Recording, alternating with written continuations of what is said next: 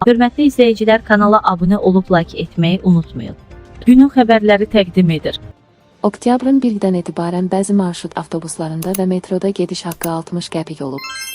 Günün xəbərləri xəbər verir ki, ictimai nəqliyyatda daha keyfiyyətli xidmətin göstərilməsinə zərurət yarandığı bir dövrdə sərnişindaşıma xidmətinin davamlılığını təmin etmək və Bakı şəhərində və ətraf ərazilərdə nəqliyyat infrastrukturunun təkmilləşdirilməsinə dair 2025-30-cu illər üçün dövlət proqramı da qarşıya qoyulan hədəflərə nail olmaq məqsədilə tariflərin tənzimlənməsi ilə bağlı müvafiq qərar qəbul edilib və yeni tariflər təsdiqlənib.